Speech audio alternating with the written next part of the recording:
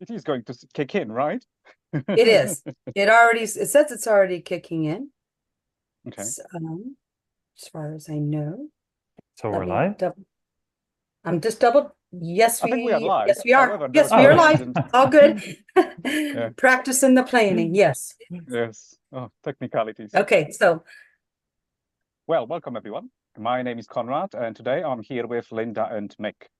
And the hot topic of today's meeting is the difference between coaching and consultancy. For various reasons, these two modalities have got a very specific use. However, many people are still a bit confused about which one is which one and what is the best approach if you want a certain result. Therefore, whether you yourself are looking for a certain outcome, or perhaps you are considering either altering or changing your career altogether and becoming either a coach or a consultant, we have plenty of goodness for you in store indeed. And to start it off, you might have heard about the golden circle approach. This is the idea that essentially we've got three main aspects of, let's say, coaching and consultancy. The aspects are the why, the how, and the what. The why outlines the reason why somebody might seek coaching or consultancy. The how outlines the method of delivery, of getting there. And eventually the what describes the outcome. And these two can be actually very different if we were to start comparing coaching and consultancy. And perhaps I'll invite Linda first. What do you think, Linda? What is the why of coaching? What is the reason why people might seek a coach? yes, that's a great question to start us off. And the reason why someone wants to work with a coach is because they are looking to develop either a personal side of their life or a professional side of their life. And they're looking for a way to get clarity on the goal of that one thing that they would like to achieve or accomplish. Awesome. Awesome. And what about you, Mick? What do you think? What would be that sweet spot for coaching? Very interesting question. I feel like it's all about change and results. Those are the words that came to my mind when I think about why someone would start off with a coach. I feel like many people just live their lives the way they live their lives. You know, it's the status quo. Many people are just going about their lives. And at some point, you get to a point where you start thinking about the way that you're living your life. And you're like, is that actually all I want? Don't I want things? Don't I want more or different? And I feel like at that moment, you're like, yeah, I kind of do want more, or yeah, I kind of do want different, but how do I get there? What is that exactly about? There's that feeling that just comes with you're just eager to get yourself to a different place in your life, and whether that's better or worse doesn't matter.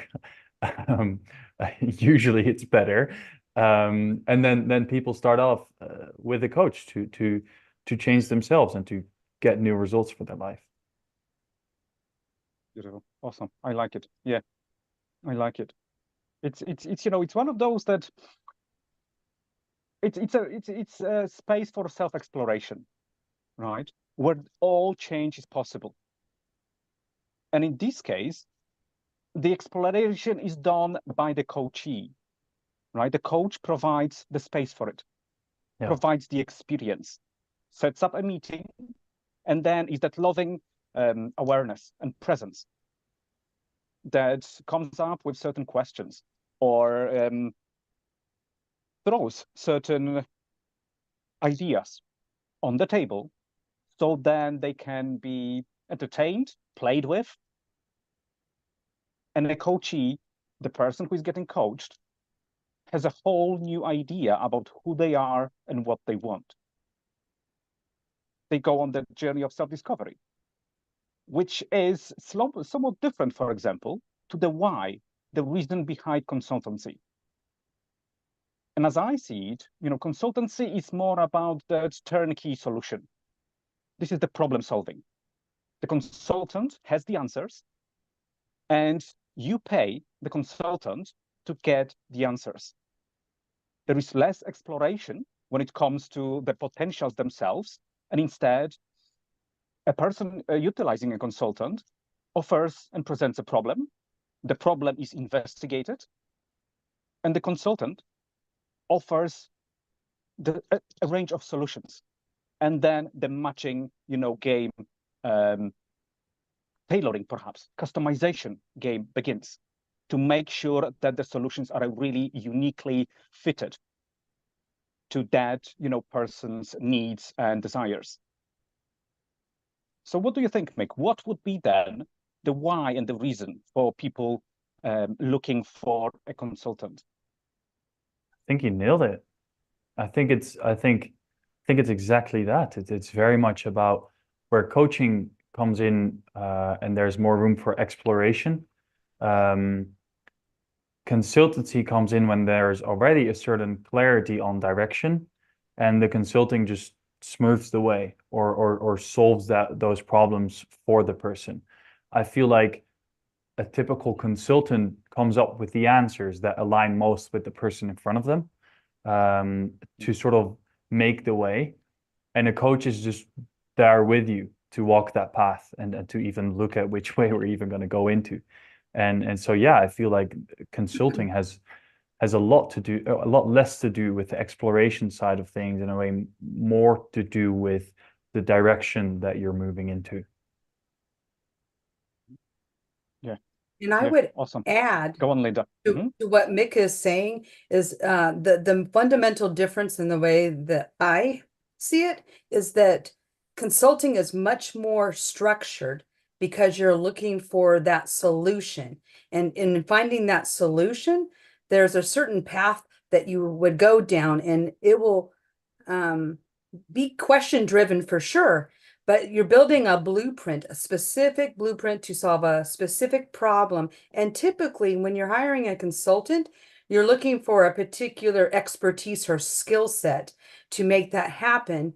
Whereas in a coaching arrangement, a person might have a multitude number of skill sets and tools that they might employ. Whereas a consultant, you're looking for something very specific. You're going down a structured path. And it's much like running a project. If I had to say, it's a project management with a certain beginning and end and time that you're going to deliver that specific thing that the person hired you for. Exactly. Yeah. I feel like they overlap a lot as well. I mean, I feel like as a good coach, you got to be a half decent consultant as well, and the other way around, because there is going to be moments where you've done that bit of exploration with your client as a coach, and then you see that they're moving into a certain direction. Now, if you happen to have a certain expertise in that, or you've been through it, it would just be selfish to withhold that because you're not a consultant, and so you won't, tell them what to do. And I believe there is a certain art to that, where coaching is still not telling people what to do and giving them the whole formula. I feel like still, if you know the formula, you would still say it. Yeah. I'm glad that you said that, Mick. I really am, because there is that point, whether you're the coach or the coachee, where there is that crossover sometimes. And I guess, like, if you know of a pathway or pathways when you're coaching somebody, you could say, what would it look like if you were to travel down this pathway and do these things? Yeah. Versus what would it look like if you went down this other pathway? And so I like to still give choices, because I want the coachee to figure out which path they want to explore. But there are times where a coach has gone down a path where it could be relatable to that person's experience, if the coachee so chooses. And the coaching comes in a lot of times when you are a consultant. So there are some times where you are giving a specific path and steps to take to achieve said thing. But at the same time, there might be an opportunity to coach for accountability. So making sure that you have some feedback loops, that you have some opportunities where the person might need to work on their communication skills or relationship skills, where the coaching will come into play. And so being very clear with your client what the expectations are for when you are following the coaching versus the consulting, and being able to say, I'm putting on this hat right now. Right now, I'm going to be the coach for a moment, or, oh, right now, I'm going to be more of a consultant and I'm going to give more of a direct pathway. And just being really clear when you're communicating. Yeah. And we've already ventured, very naturally into the realm of the how, right? The method of how the sessions, transpire, and actually what happens, right? What one can expect during sessions. And indeed, I know people who are very, excellent, pure coaches. And I also know people who are excellent, very pure consultants. And it's great. You know what you are getting from a certain perspective. There's very specific feel to a session. Yeah. If you go to a typical consultant, there is a very typical experience of that cooperation. And when you ask a coach what he does, and he asks you a handful of questions, and you say, just like Mick, mentioned, on a call with me the other day, oh, this is what you do. Well, yes, exactly. Those coaching questions are exactly that way that allows a person to self-explore, to self-discover what they want and need. And, for example, I'm also a very good example of a crossover. Yeah. My model, which is more of a, I call it, Konrad consultations, because they aren't really consultations and they really aren't, coaching sessions purely in most cases. It's a bit of really like that key that goes into a lock. Yeah. So there are various grooves and various ups and downs that are needed in order to get the key fully in. And this is how I tend to work with people. And it's more of a sort of coaching consultancy model, a hybrid between the two.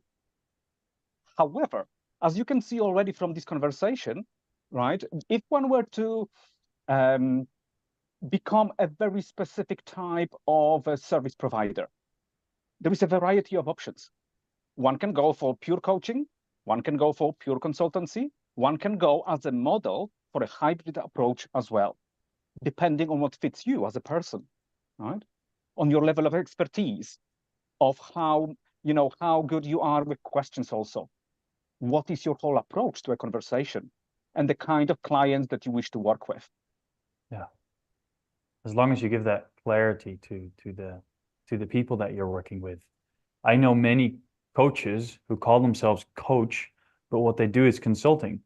And when they start with someone, some people love it because they thought they were looking for a coach, but in fact they were looking for a consultant, and then you're on the right path, And other people are actually looking for a coach and they just realize that that person is short on something.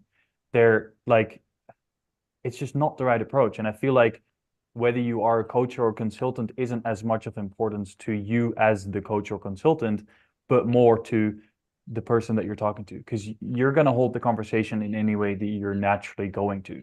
And whether you use consulting or coaching for that, in essence, doesn't matter that much, as long as it's clear for your client what they can expect from working with you. And if you know, like, hey, I can clearly shift into the field of consulting or into coaching or both and combine them, and in some conversations is this and other conversations that, can be very helpful to update your client on that. And if you know, like, hey, I don't want to know anything of that coaching, I want to just be a consultant, then that's very powerful. But that's, you got to use that well and carefully with the right people. And I would add too that there's a responsibility for the person that's looking for the coach or the consultant to be real clear on, I'm coming because I want to develop something and I'm looking to do exploration, versus I'm coming to you because I'm starting a business and I need to know foundationally what I need to put into place to make it work. And I'm looking to pay you to take me through that journey, and less about the discovery. And so, and sometimes a person can say, I want a blend of the two. I want to go down self-discovery, but at the same time, I want to have success at the end of the day for that thing that I want to implement. And so it's really a partnership between the two individuals involved. And I think that the crucial word here is expectations, both on the side of the provider of the experience and the person seeking a certain experience too. When the expectations are set correctly, this is where we can actually over-deliver on results, right? A person, being a coach or a consultant or a hybrid in between, can actually literally over-deliver on expectations because they know what the other person wants and needs. And at the same time, a person turning up to a session, if they have the right expectations matching that person's skill set, they will feel fulfilled after the session because they know what they are getting, right? Whether it's straightforward, let's say, problem solving, analysis, and a range of solutions to implement, and the knowledge of how to, thanks to the expertise of the consultant, and or a deeper knowledge about self, where they want to go, which direction they want to investigate, and then follow it with other kind of action. Maybe then, for example, going, finding a consultant if they want a quick start, if they want a shortcut, for example, when it comes to getting from A to B to C to D, for example, in business. And once the expectations are set correctly, and not only are they set correctly, but they are also correctly expressed, right? That's so important because this is the part of the what we would call positioning on the marketplace, right? This is the part of branding, whether it's a personal brand or a business brand. From a certain perspective, we use branding to set the expectations correctly. And that is so important that we get it right, because only then can we create that beautiful, good match between what we do and who we are and what that person can get on a session with us. And only when that happens, this is actually when we can start to build a good reputation that precedes us. We are known as a given type of a professional that delivers a very specific kind of an outcome or a range of outcomes in a very specific way. And this is where the magic begins to happen, right? Because then a given type of a professional will start, having that a reputation. Actually is a good word here. It really will precede them. They will be known as that guy or that woman to whom you can turn to if you need XYZ. And there will be that expectation that most likely that XYZ will be achieved on a session or during a course of sessions. And once done correctly, this is the ticket to fame, so to speak. This is the ticket to professional and personal fulfillment. This is when we actually get that feedback that makes the work really rewarding. This is what we also get the feedback that, let's say our clients get life-changing results. And, this is where, like you said, Linda, it's all about that partnership. It's about co-creation here, right? The provider and the person seeking a certain experience come together and the magic begins to happen.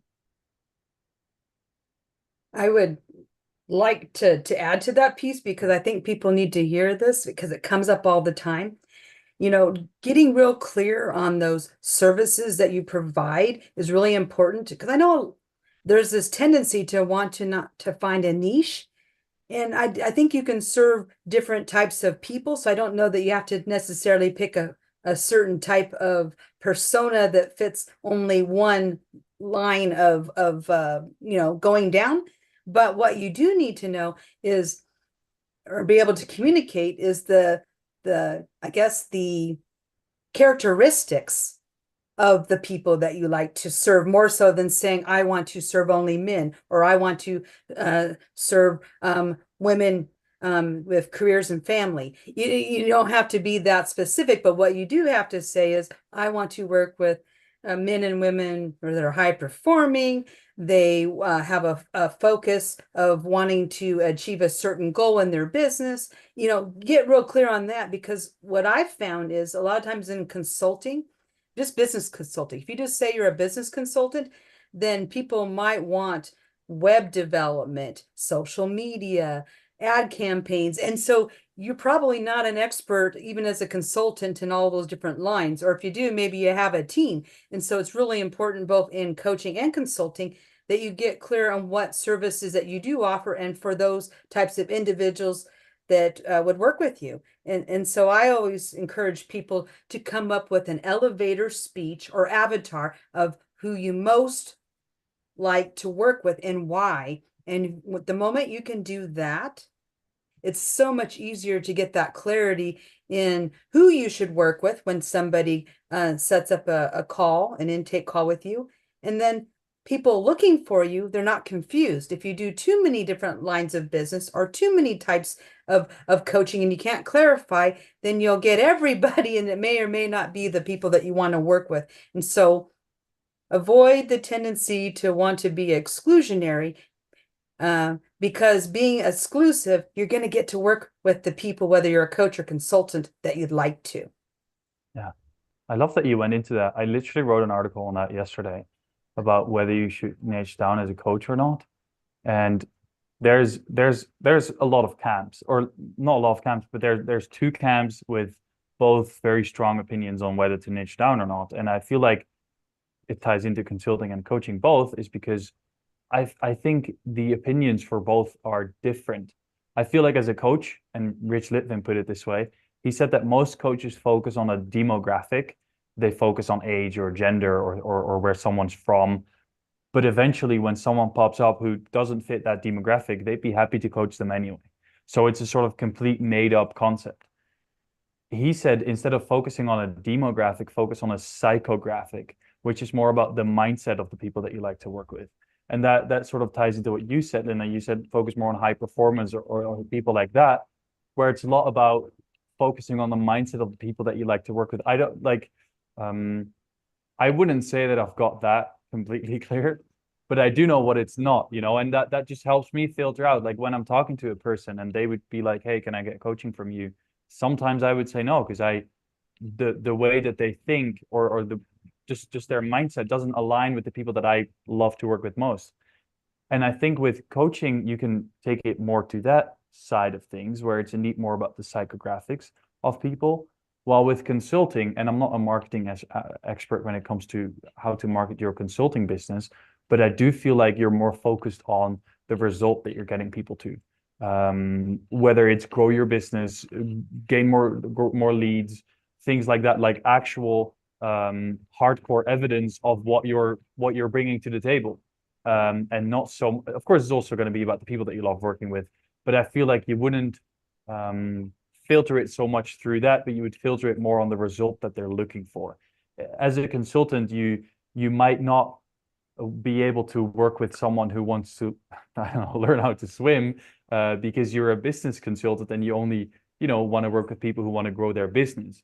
However, as a coach, you could be working with both of these people if their mindset aligns, and if the way that they see the world is sort of related to your preferred avatar. You sum that up perfectly, Mick. I couldn't have done it better myself. Yeah. And so now you see that there doesn't have to be this wrestling between, should I have a niche? Should I know exactly what I want to do based on a demographic? You said psychographics. And so I hadn't heard that word before. And so I appreciate that. I've heard of the coach that you referenced, and he has a great way of going about coaching, and that I greatly admire, actually. So, Konrad, do you have anything to add as we're going through this conversation today? Oh yeah, definitely. I would also add, to this already, very interesting conversation, that from my experience, having worked with so many coaches and otherwise, business professionals, it appears that we might not get the clients we want, but we will get the clients we need. Therefore, it's so important to also be open-minded about all this. Okay, if we have, for example, a certain skill set, and I mean, for example, if we have a skill set for coaching, I am just inviting people to start coaching. Okay, find those 10, 15 first clients, and then see who appears to be for you the best match. Yeah. What are the kind of people that you would like to work with, even as per the psychographics that Mick has mentioned? Because sometimes our mind might want to project that we should be working with a given type of a person. However, life can show very quickly that no, actually, there is a better fit, more natural fit, less mind-based, and more sort of more intuitive. People will be drawn to you with your personality, experience, background, education, and that will become a very natural fit for you as a coach. And at the same time, when it comes to, let's say, consultancy route, if you have a certain area of expertise, as Linda mentioned, right? If you have something that you can offer definite solutions for, then again, the invite is to start somewhere. So if anybody watching to this conversation of ours is considering how to go into either coaching, consultancy, or any area in between, I can only invite you to just make that first step. Find those first people, okay? And just go and unravel. Allow yourself to become that professional. And the clients will come. You will very quickly learn the type of people that you would like to work with. You might also find out the types of people that are definitely not a good fit. And that's okay. Okay. And no is also a good result. Knowing what is not for you is just as important as knowing what is definitely your sweet spot. And that's exactly what it is. I'm inviting, if you are, for example, now at the time of transition, for example, you want to develop a second income or a complete career adjustment, I am inviting you to start making those steps.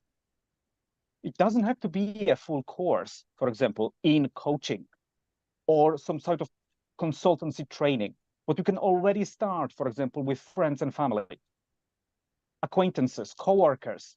Offer them what you would consider a session. And you will very quickly gather the information you need, also thanks to the feedback from those people. And there is a certain truth here that, friends and family are most likely not our target clients. This much is true.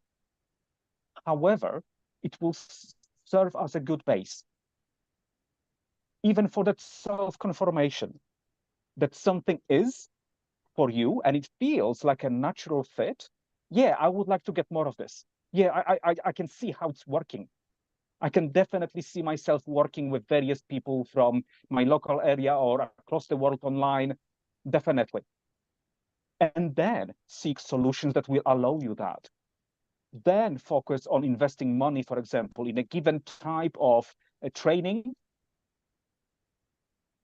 because you will have that initial assessment, and it's self-assessment we are talking about here. You will also feel most likely intuitively, oh yeah, this is for me. I feel, yeah, I can see the results are transpiring for people. There is good feedback coming back, and I just want more of that. And then it is so way easier to develop it into either a side project or a complete career, because it's less, just intellect driven, but there is also some lived experience. There's going to be that confirmation, that is by all means intellectual, but it's also going to be emotional. It will also transpire in those actual sessions. You will feel that, yes, it is the right fit. And that perhaps will also give you that clarity about what you want from life altogether. And I would also add that there are people who might be, for example, coaches who can help you with career development. They are specializing in helping people to find that right fit for you as a person, so that that career that you dream of is literally just hours away. And so I'm going to pass it on to Linda and Mick for a moment for the closing remarks. And I wonder, how could you invite a person into the space of either coaching or consultancy during this call today? So I'm going to go ahead and go next, if that's okay. I had several thoughts about what you were sharing, Konrad, and it really led to the segue of what we'll be talking about next week on Extraordinary Lives, and that is coaching versus mentoring. And because we're talking about coaching, consulting, mentoring, we've also talked about therapists. And, one of the things that, a lot of us go through is, how do I know which modality I'd like to go down? And maybe you're going to go down one and you might end up in a different path. But one of the best ways is to find someone in the field that could be a mentor to you if you're someone wanting to do the exploration, and go and try out a modality and see if you like it.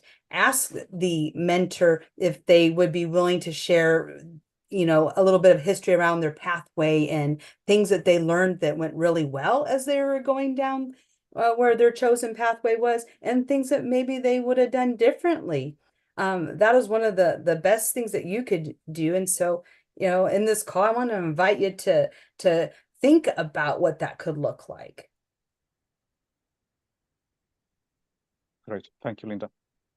What about you, Mick? What do you think? How can we invite people today to consider, if they choose that, a career in either coaching or consultancy or anywhere in between?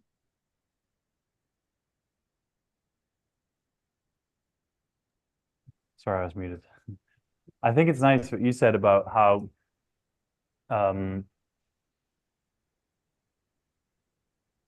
it's very much, sorry, there's a scooter passing by. I think it's interesting how you said about just start coaching and see if you like it, or just start with it and see how you like it. Coach friends, family, people around you, coworkers, everywhere. And I like that. I think that's a pretty good idea. And it made me think of when I when I just came from the academy, or I was still in the academy that I was doing. And one of the most scary things there was to ask people if you could coach them, even though it was for free. And I like, heck no, I was not going to coach friends or family, because I would be seeing them again. If I'd mess up, I'm going to hear that again and again and again. And so there's a lot of goodness in your advice, but I completely recognize it if people hear that and get like scared, or like, yeah, I've considered that, but I'm not going to do that. Because that was literally how I was. The only advice that I got when I was in the academy was as well, like, start with that inner circle. You have your family. Outside of that, you have your friends. Outside of that, you have sort of vague knowing people that you sort of know, but you don't really know. Outside of that, you have friends of your friends. So the people that you actually don't know, but they're still pretty close. And outside of that, you have people that you've got no clue about. Now, I agree that it's easiest to start in the middle, but I actually wanted to start off as like far as possible, like people who didn't even know me. That would be the best. And I would say, if you're considering to start coaching, don't, indeed, like you said, Konrad, don't start an education yet. Like, if you don't know what it's going to be like, that might be a waste of money when you come to the end and you start coaching and you don't like it. What I would suggest, though, and this is something that I did, I didn't do it in the way that I would suggest it, but my very first coaching conversations, I had the screen up here where I saw people, and I didn't even see them, actually. I had my camera off because I was too afraid. And then on the screen next to that, I had this notes thing with just random questions that I got off the internet. And I was like, if I don't know where the conversation is going to go, I'm going to ask these questions. And obviously, I ended up asking them all of the questions because I got no clue what I was doing. Later on, I started to ask those exact questions that I thought were powerful. Questions like, what is it that you actually want? Questions like, if you weren't afraid, if you had all the money in the world and you had all the time in the world, what would you do? Things like that. And I just started asking them to random people that I met in bars or friends in just a general conversation when we were sitting on a rooftop having a beer. So I changed sort of the setting. It became less formal, yet I was still getting that feel of, this is how people may respond to me. How am I going to respond then? And I sort of had some responses in my mind, but I was just slowly easing myself into having that as a formal conversation. And with my friends and with the people that I did this with, I could already see how impactful it was only to ask a question like that, because they might look at you being like, how many beers did you drink? But in the end, they're going to be very grateful that you asked a question like that and were serious about it and actually listen to them. And same way goes for coaching, I think. If you encounter, consulting, if you encounter someone like you could consult on a certain thing, maybe it's too scary to invite them to a professional setting. Just try it out, see what happens. Just ask them, hey, are you open for some advice? Are you open for a bit of consulting? And just put it on them and then see if you like it, see how they respond, get used to that. And only then when you feel ready, you can make it formal and actually invite them to a call or a one-on-one live conversation. That's how I would tie into what you said, Konrad. Thanks for mentioning it. Yes, thank you for mentioning that too. As you're like talking through that, you're giving me thoughts about what I've done in my journey too. And I'm thinking about another modality. I thought, well, before I can go and invest in the education, I should go try it.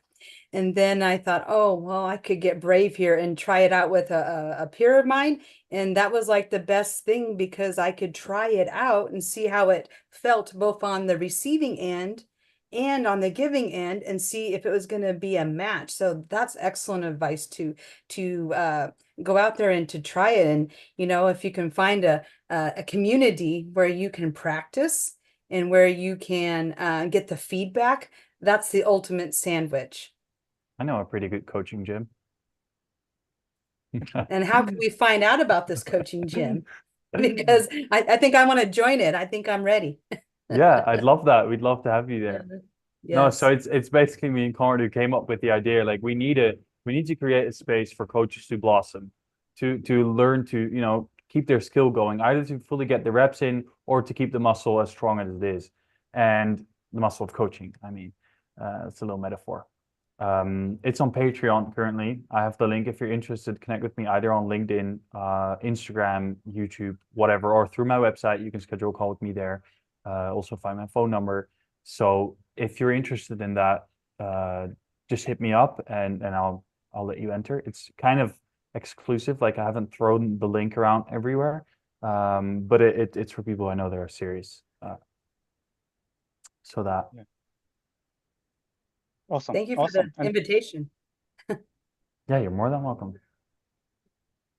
And this is exactly right why we create solutions like this. If we feel passionate about something, this is just so easy to help other people follow that path too.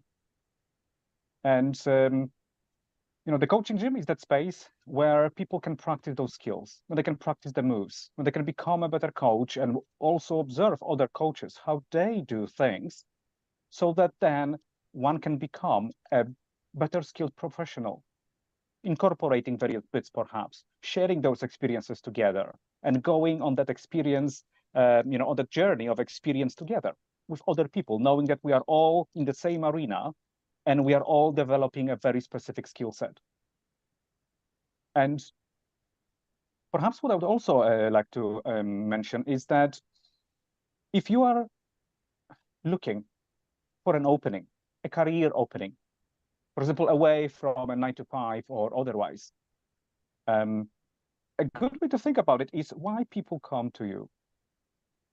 Do they come to you for presence? Do they come to you because they feel they can explore their life?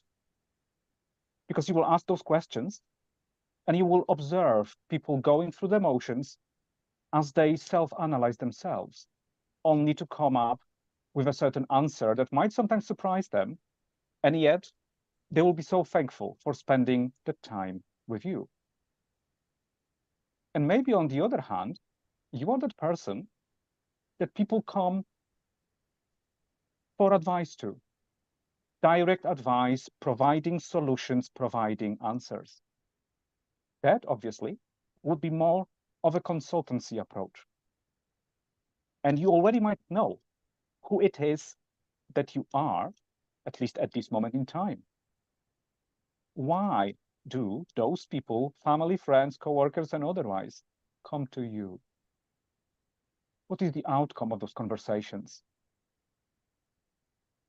And that can be already a very good indication about what it is that you could be doing as the potential upgrade of your life and business to make it a really fulfilling, joyful, abundant, prosperous, and empowering exploration of life.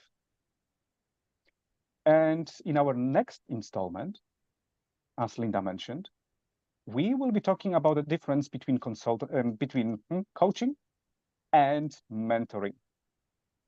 Mentoring is yet again a different approach, and so many people mistaken which one is which. Therefore, we would like to invite you to join us again next time, same time, next week. And in that episode, we will investigate what mentoring is and why it is different from the coaching approach. And on that note, I am wishing you a very good day, and I thank you, Linda and Mick, for this beautiful conversation. And if you want to talk to us, if you want to find any of us, we are available through Coaching Gym or otherwise. And if you have any questions and we can help you to step into that next level life, we are open to all suggestions. Thank you so much and have a good day. Thank you. Thank